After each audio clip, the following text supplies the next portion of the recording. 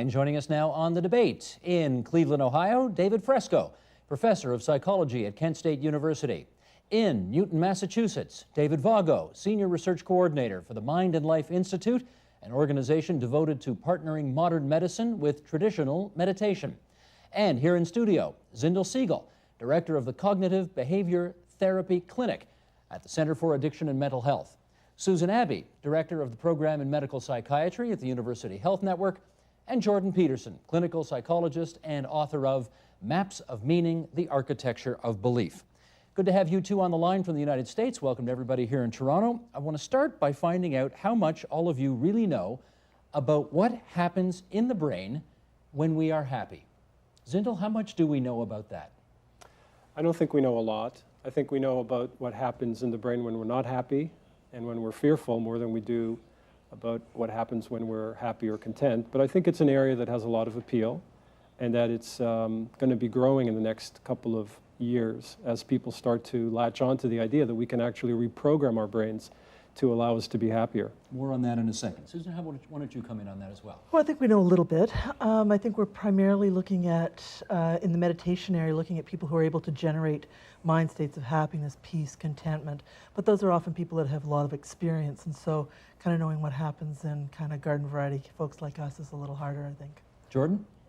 Well, I would say we know quite a bit, but I would also say it depends on what you mean by happiness. Because we understand the circuitry, the brain circuitry that underlies certain forms of positive emotion very well. We understand, for example, why people take drugs of abuse, and it's generally to activate those circuits. So I guess you could argue about whether or not that's happiness, but there's some forms of positive emotion that we really do understand. Okay, let's go out of town. David Fresco, to you first. How much do we really know about what's happening in the brain when we're happy? I would agree very much with the last guest. You have to decide what happiness is. Most emotions are really short-lived. Happiness is a longer-term experience that humans have. We probably know more about joy, contentment, which are proxies for happiness.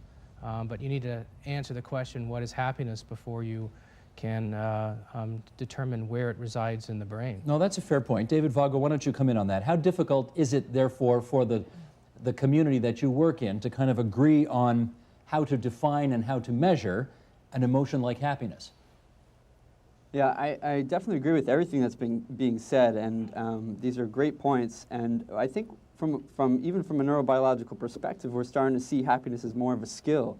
And using meditation, mindfulness, a lot of these types of contemplative practices as a means of developing resilience to the neurodegenerative effects of daily life stress or just negative emotion in general. So when you say a skill, it's something that we don't necessarily have to be born with. We can actually learn how to do this. Is that what you mean? Absolutely, absolutely. I think this is something that we're learning how to deal effectively with the modern stresses of daily life. We're always there's always a constant barrage of stress that we have to deal with, and in order to deal effectively with those stresses, we need to generate some sort of skill to regulate all the different types of hormones that are being released in the brain, the growth hormones. There's immune activity that has to be regulated. So these are all types of processes that need to be regulated, and I think happiness is just some sort of skill that is an enduring trait that we're starting to understand a little bit more about. Zindel, I was interested in your first answer that you said your community knows a lot more about unhappiness than it does about happiness. Right. Why would that be? Well, I think that the impetus for studying affect or emotion in the brain has largely come from trying to understand people that have emotional disorders so that we can help them. I don't think there's been a huge constituency for studying people who are relatively well-functioning so that they could become more actualized. Now, that's changing somewhat as people who are dealing with, as David said, lots of stresses of daily life are looking for ways to live more purposefully or perhaps in a more engaged way. But much of what we know about the circuitry of the brain, regions that help us regulate our emotions and by extension be more effortful and more effective in our daily lives, comes from studies of people that have problems in that area. And then we're extrapolating, I think, somewhat loosely into people who are looking to be happier in their ongoing lives who don't have a problem. Susan, would you agree that the medical community, the research community tends to focus more on trying to better understand unhappiness instead of happiness? Well, I think we have focused on pathology and that there's a reason for that. But I think the other thing that's sort of exciting to me is the realization that learning these skills of happiness and contentment and peace and joy actually are relevant to people with major mental illness. It helps them to have a better quality of life. It helps them to do better over the long term. And I think that's really important. I think the other thing is that we've really focused on having primarily sort of treating disease, and in the mental health area, we haven't looked at primary prevention. Now, the other panelists may say that we're going a far leap to saying that building skills on happiness is primary prevention, but that it may actually be helpful to people. Well, you would think, Jordan, that you'd want to know a lot about how people become happy, because you would want to give that information to people who are unhappy. I think we know a lot about it, but I think most of it's being derived by people who study animals, not human beings. So, for example, we know that you can make rats laugh by tickling them. So rats laugh ultrasonically if they're stimulated, and they laugh when they're wrestling with one another, so they laugh when they're playing. We know that play is a primary positive emotional state, and that it's mediated by a particular kind of circuitry in the brains of mammals. We know that people and other mammals experience positive emotion when they're in the pursuit of important goals, and that there's evidence in the environment that those goals are being attained. And that's really an important fact, because what it means is that people think often of happiness as an outcome of success, let's say, but success-related happiness is a very short-term state, whereas the positive emotion that's associated with the pursuit of important goals can last for a tremendous amount of time. And that also indicates that without goals, the probability that you're going to experience positive emotion and happiness is virtually zero. And those are all really important things to know, and we understand the neurobiology of those things to a great degree. So, okay. David Fresco, do you spend more time in your work trying to figure out unhappiness or happiness? Oh, I definitely spend more time trying to understand unhappiness, sadness, depression, etc. And, to your original question, now that some people are trying to pursue happiness, it's in part because we haven't been completely successful in reducing all the suffering in the world. But I guess I'm not certain promoting happiness is exactly the antidote to what ails the world. Why not? Well, I mean, I guess I come from a basic emotion perspective where all these emotions have a function. They've been selected through evolution for various purposes. We as humans strive to be happy, but emotions, by at least our definition, it's a response to something in the environment. It's a reaction to something. So by pursuing happiness, we're pursuing the outcome and not the goals that we might be reacting to in our lives. David Vago, you want to come in on that? Yeah, I think we're sometimes a little jaded as to what happiness is, and as a society, we're continually trying to strive for material type of gain, and that is not necessarily going to help us, at least from the neurobiological perspective.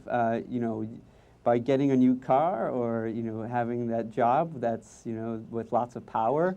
That's not necessarily going to help us maintain mental and physical health.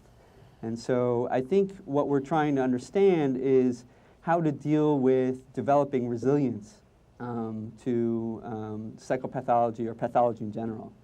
So the better definition of happiness is not, I got a new car, boy, that gives me a certain buzz, don't I feel wonderful about that, but rather how I better respond to challenging circumstances? Is that what you're trying to say? Well, I think there's two things that we're really talking about. There's pleasure, and sure, it feels good to get that new car. Certainly when you get in that new car and you drive down the street, it feels good. And that's going to be, that's going to also release endorphins and some stress hormones that are good on the short term. However, if you're on a roller coaster, for example, for 24 hours, that excitement is going to actually be damaging to your system and actually compromise your immune system, and plasticity is no longer going to be adaptive, but it's actually going to be destroying neurons. We're going to talk about plasticity in a second, because that's a technical term, and I can't let that fly without following up on it. But in just a moment, because Jordan, you wanted to clarify something on this issue of the new car versus how you deal with Well, there's stresses two and things I challenges. wanted to say, and one is that, you know, people pursue things like the new job and the bigger car partly because they like to obtain status. And the reason they like to obtain status, at least in part, is because if you obtain status, brain levels of a chemical called serotonin go up. And if you have comparatively high levels of serotonin, which is what antidepressants produce, by the way, then you're much better at regulating your negative emotions.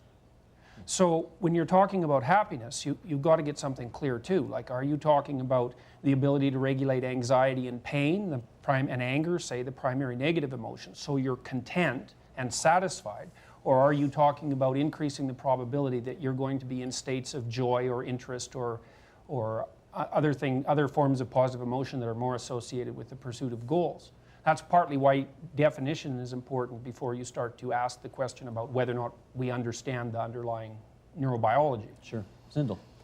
I think we need to look at the slice of the experience that we're talking about. There is a phenomenon in marketing where you will sell more books, you will get people to go to more workshops if you talk about the creation of happiness. But if you look historically, starting even in the 1950s when books like Dale Carnegie's Power of Positive Thinking, Maxwell Maltz's Psychocybernetics, and all of these sorts of guides to the average person around how to become happier, within those guides, the emphasis really was on living a life that's more engaged and living a life that allows you to be more resilient to the forces that are going to buffet you back and forth. And that brings you happiness. Well, that brings you a life that's more engaged, which is more likely to bring you happiness. And I think what we've done today is that we're able to have a better roadmap for how that life can be broken into specific things that people can train themselves in, and skills that they can actually develop so that it's not haphazard.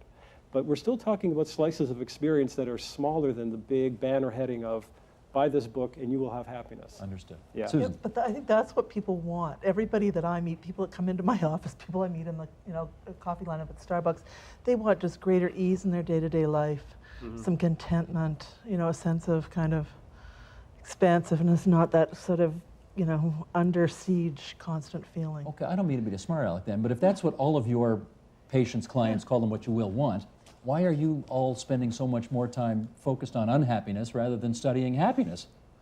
Well, that's a good question. Thank you. But I think we are starting to look at it. And I think one of my gigs is to teach mindfulness meditation, because I think that's a way of learning a set of skills that help you to settle in the moment and kind of connect with the moment and to be happier. David Fresco, oh, sorry, Jordan, Well, go you ahead. also have to treat acute suffering before you treat, say, lack of happiness. And the other thing, too, is that people who are brought to the attention of therapists are often not only unhappy, but they're having great difficulty with their social relationships. And so what's plaguing them, whether it's internal or external, is often socially disrupting. And so part of the reason that clinicians have concentrated on the alleviation of negative emotion is because you put the biggest fire out first. So it's not merely arbitrary. There's real logic behind it. Is the neutral state of the brain happy, unhappy, nothing? What is it? Neutral, generally speaking, is mildly exploratory, so mildly positive. So the brain generally is set up by default so that if your basic needs are met and you're satiated, you're going to be mildly curious about your surrounding. And the reason for that is that when everything else is going well, you might as well forage around and learn something. And that's a mildly positive state. Okay. David Fresco, let me bring you in on this. A lot of people argue that our modern society is too focused on happiness, and I think the anecdote we just heard from Susan speaks to that a little bit. But I wonder about the other side of this. By trying so hard to be happy, not to be sad, not to be angry, are we potentially divorcing ourselves from emotions that often can create, for example, contribute rather, to our creativity, to our personal growth, and in which case, are we too focused on happy? Well, I would agree. We are very much too focused on happy. The pursuit of happiness in the way that society goes about it might be putting the cart before the horse. We want the outcome, but we don't wish to undergo the process for getting there. But I would definitely agree, probably the route to happiness is to be maximally responsive to everything that happens in your life, the good, the bad, the blah, the everything. And we need to rise to each of those occasions and cherish them equally with what we'll talk about from the Buddhist tradition of equanimity. David Vago, how about that? Every moment is just as cherished. Too focused on happy, David Vago? You know, to some extent, yeah, of course we are. It builds up a lot of pressure, and you know, you have this pressure which creates an ideal for everyone, and everyone should be a certain way. And should could get to people to create actual stress. And again, we're talking about, you know, this daily life stress of being a particular ideal in a particular way. Well, we're not all like that. We're not all perfect. So I think it's, you know, it's certainly about time that we start looking at ways of developing means of dealing effectively with these types of stresses. Of why do we need to be? It's ideal. No one is perfect. Jordan. We also want to keep in mind that people differ temperamentally for biological reasons in their capacity to be happy at baseline. So for example, introverted people tend to be less happy. And the reason for that is that extroversion is associated primarily with activation of the underlying circuitry that's responsible for positive emotion. So extroverts, for example, have more activity in the left prefrontal part of their brain when they're in a resting state. And that's associated with approach system activation. The other thing that's really worth pointing out is that there's lots of pathologies associated with excessive positive emotion. So mania, for example, is a disease of positive emotion. And people who are possessed by positive emotion and who are overly optimistic gamble more, they're more likely to take drugs, they're more likely to look for short-term outcomes in economic games, so they bet heavily in the stock market and they're overly optimistic about it, and we've seen what that caused. So like, happiness has to be bounded and has to be operating within a system where things are optimally regulated, and it's not a goal, it's a side effect of the pursuit of other goals. So you want a distinction made between healthy happy and unhealthy happy? Oh yeah, there's definitely cocaine. Like if you're on cocaine, that's unhealthy happy. And the reason people like cocaine is because cocaine directly activates the underlying circuitry that's responsible for positive emotion and approach behavior. So there's unhealthy pursuit of positive emotion, and drug abuse is a classic example. Zindel, can I ask you, do you agree with Jordan on the kind of neutral state of the brain? It's sort of basically more towards positive than negative, more exploratory than passive. Do you agree with that? There are different ideas, there are different theories. There's the theory of the default setting in the brain, which it may have aspects of exploratory approach, but it's also got a large emphasis, I think, on stimulus-independent thought, mind-wandering chatter that cannot be cut off. And the deviation from that to a place where people aren't controlled by just ongoing internal speech is a place where people are able to find some sort of calm and respite from that. And a lot of the work on mindfulness meditation is a way of helping people recognize that this chatter is omnipresent, but that they can actually learn ways of working with it so that it doesn't end up ruling much of their emotional or even behavioral life during the day. I may be completely wrong about this, but in all of your sort of daily deliberations, just everything, from the minute you get out of bed in the morning to the whole day to when you tuck yourself in at night, do you tend to see more unhappiness than happiness? And if that's the case, why is that the case, since our default setting should be more positive than negative? Go ahead, Zindel, you want to start on that? Well, I think, you know, where you live and how you live can actually shift your default setting so that people can adapt to environments that are increasingly stressful so that after a while they can live and survive within those environments. Now, we are not working in salt mines necessarily, but there is a kind of cognitive load to the sort of lives that many people lead with lots of stresses, lots of demands, and lots of expectations that can degrade both their physiology and also their ability to attain a sort of psychological letdown when they're no longer engaged with that. People can learn those kinds of skills, but for many people, that's a sort of automatic pilot that they don't know how to shut off. Well, let's follow up on that, because there has been, and somebody referred to it earlier, I think David Vago did, this notion of brain plasticity, the ability to actually, I don't know what the word everybody likes to use is, rewire, I mean, change the actual brain itself. And David Vago, why don't you start us on this? The techniques and therapies that are out there that can actually help us rewire the brains. I suspect some of our viewers don't believe they exist, do they? Well, you know, plasticity really refers to just the plastic nature of the brain and its ability to change over time and through time. And in order for new neurons to be differentiated and to grow, in response to our daily experiences. It's happening all the time. It's restructuring. And this is a very adaptive mechanism. It's a way in which we can learn from our experiences and plan for the future. And it just so happens to be most prevalent in an area of the brain that's responsible for learning and memory. So that's where plasticity is happening. The problem only starts to occur when you have events that are taxing upon the plasticity process in which these different effects are changing throughout the hippocampus and different structures that are responsible for learning and memory. And then it happens for a chronic amount of time, or the duration in which these plastic changes are happening is going on too long and for such a long time that you start to have effects that are detrimental to your mental health and your physical health. Okay, but Susan, the notion that once you're an adult, the brain you've got is the brain you've got, that's an old-fashioned notion now? That's what they taught me in medical school, and it's wrong. It's wrong. It's wrong, and I think that I think the thing that's so exciting now is that we can make a whole series of choices in our daily lives that enhance the plasticity of our brain around exercise, around nutrition, around Zindel's cognitive therapy baby, around mindfulness meditation, that we can actually train ourselves to be more present in the moment. And I was going to butt in when we were talking about is there more unhappiness or happiness. I think there's an old Eastern saying about how life has 10,000 sorrows and 10,000 pleasures. The sorrows are smack up in our face, but often we're so caught in our thoughts, or energetically leaning forward into some worry for tomorrow, or back into something from the past. We're not showing up for what's now and the pleasures here and the small pleasures, so that we can train ourselves to do those things. David Fresco, do you agree with that the brain is a changeable living organism now, and you understand it in a way that you didn't a generation ago? Yeah, it's a notion that's dying, that the brain is set in stone after a certain time.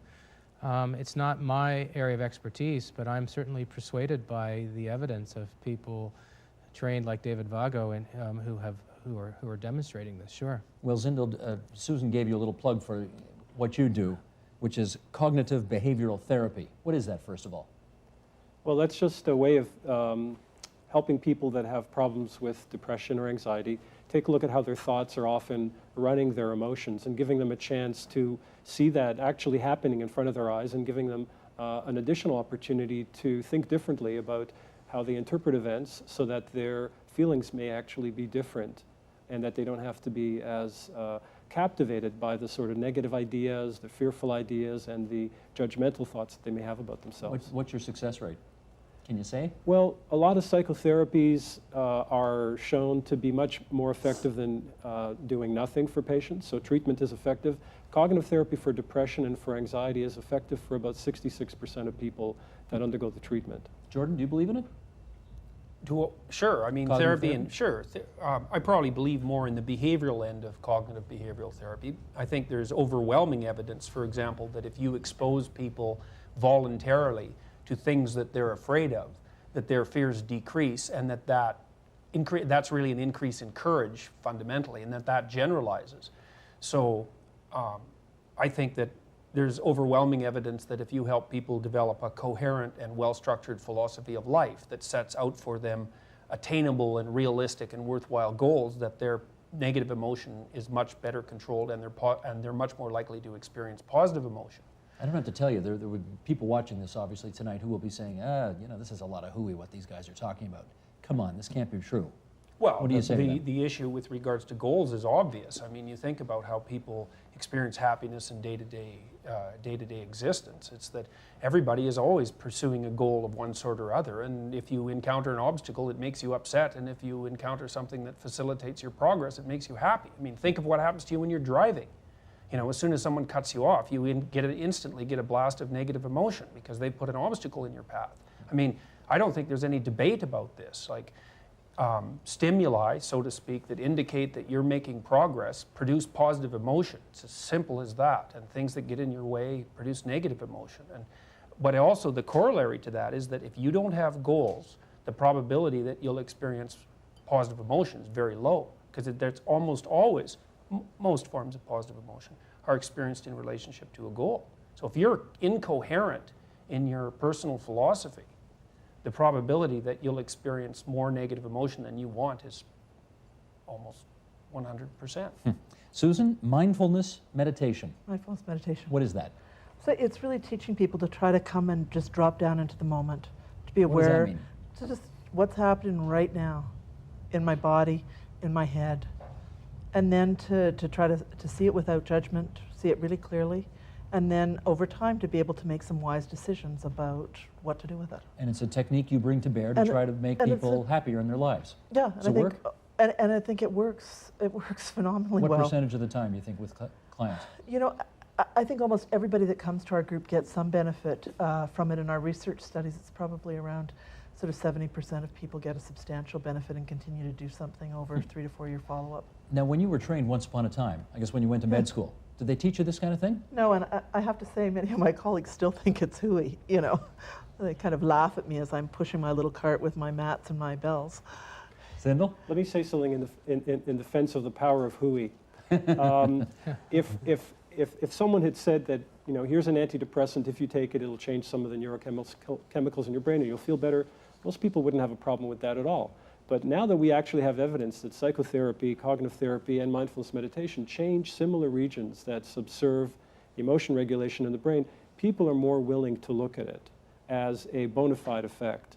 And in fact, some of the leading edge work in this neuroplasticity area, especially as it pertains to people's emotions, comes from exactly the use of these techniques such as therapies and mindfulness meditation, intensive training of attention and emotion that are showing these kinds of effects in the brain and are making it possible to transmit a wider message to a population that's sort of increasingly receptive to it. So, David Vago, do you want to sing in praise of hooey as well? And by that I mean, do you want to say that these techniques are as effective as, say, the pharmacological options that people often pursue?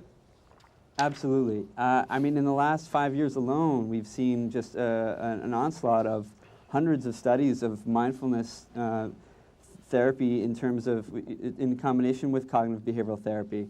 And these types of therapies are showing real differences, real changes in the brain. We're looking at, you know, if you think about the pathology of something like depression, you see a decreased inactivity of this pleasure pathway that we've been referring to with dopamine release in the ventral tegmental area. All this is just one pleasure pathway that is inhibited and not as reactive to pleasurable stimuli in people who are depressed or are anxious.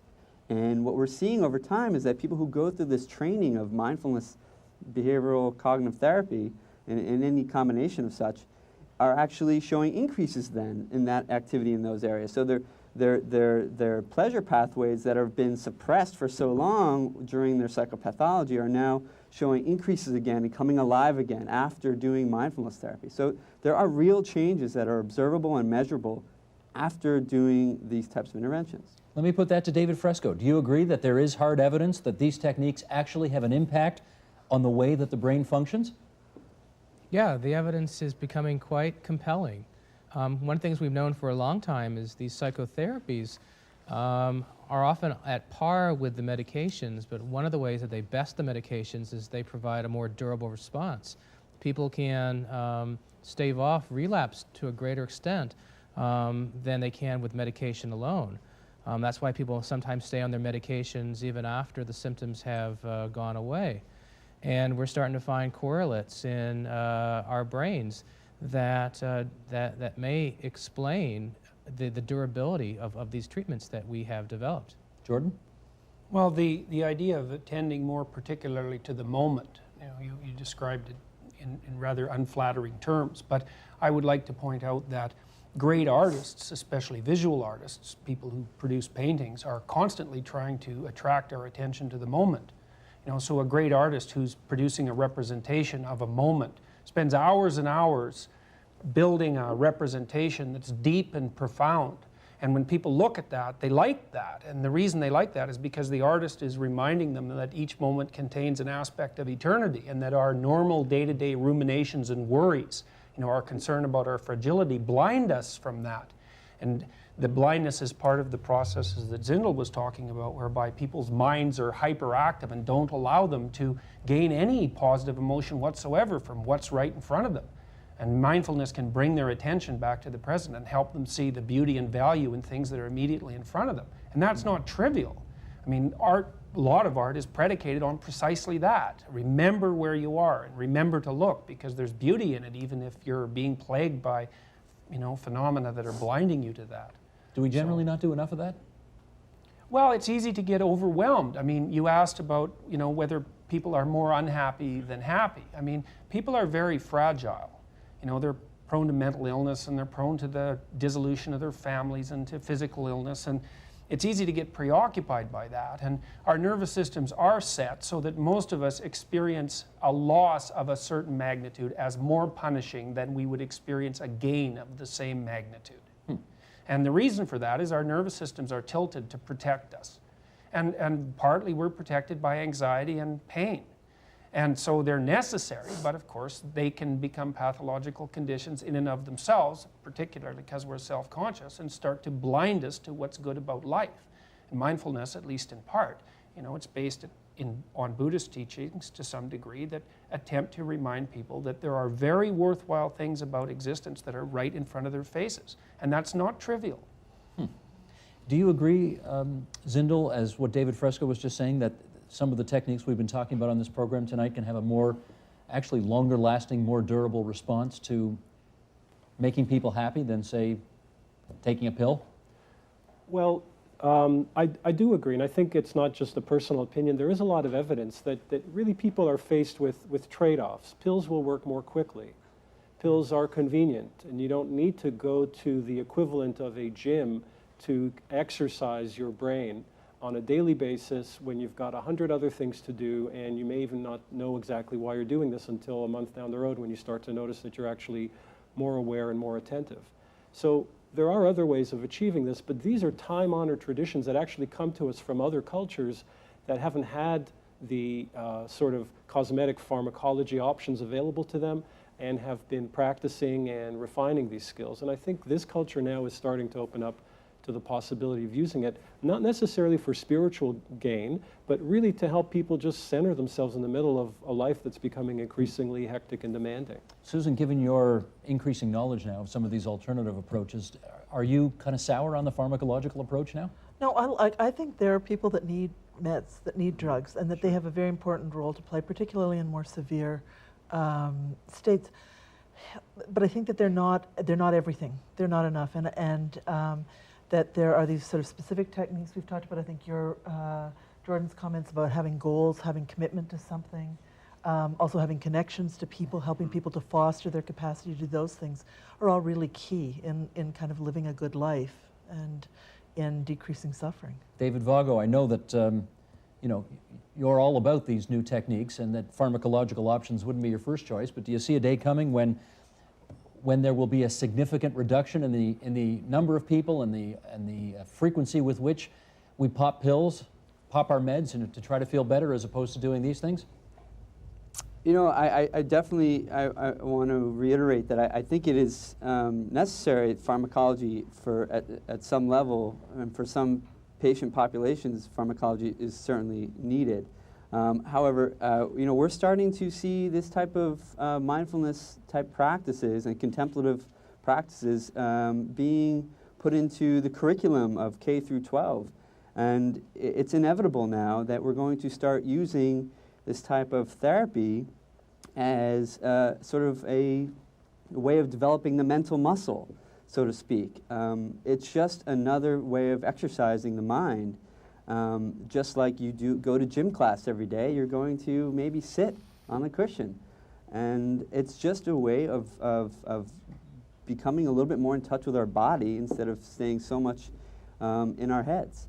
And I do think that there's going to be a proliferation of this type of intervention throughout Western culture in the future. In which case, Jordan, will these replace antidepressants some days, these new techniques we're talking about tonight? Well, someday is a long way off, and lots of things are going to change in the next 20 years, and I don't think there's any way of seeing the future. But I think that different situations call for different interventions. I mean, with some people, as the others have pointed out, their depression is so solidly locked in that they're in such an agitated state that being able to concentrate even long enough, or even being able to attend mindfulness sessions, is really out of the question. And those are people who are often at high risk for suicide. And you don't want to limit the options that are available to people who are suffering.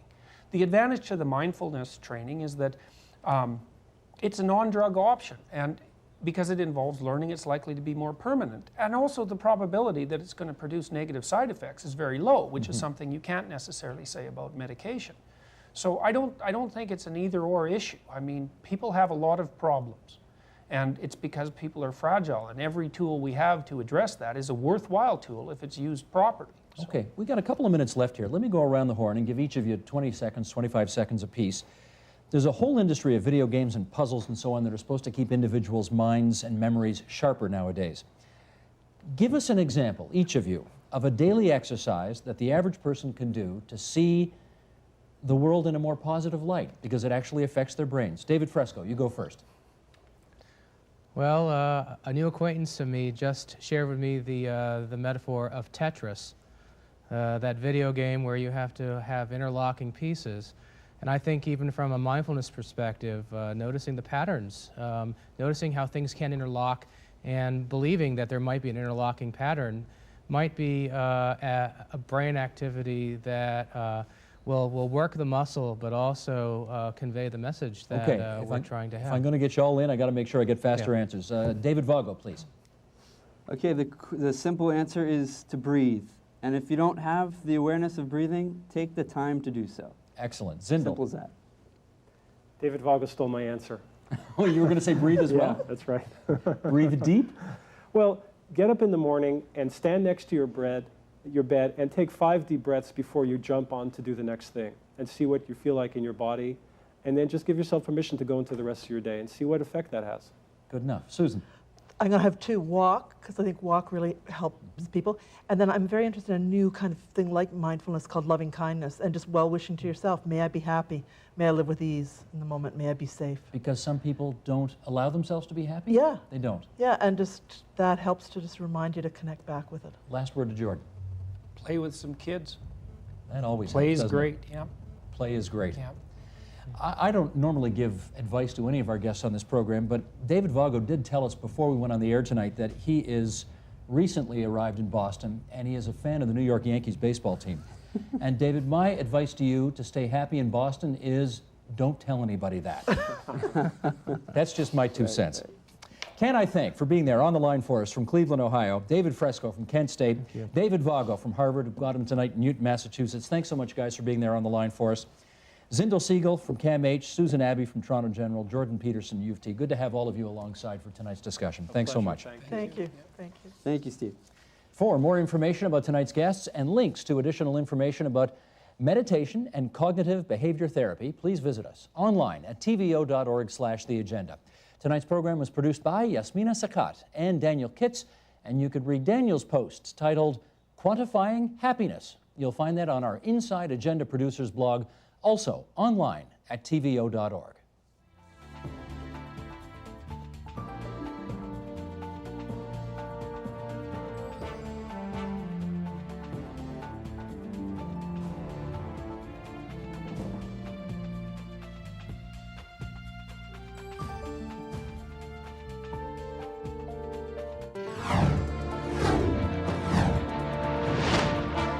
When you visit the agenda online at tvo.org, you'll find our latest program podcasts, plus web-exclusive video, blogs, interactive maps, highlights of future programs, and more.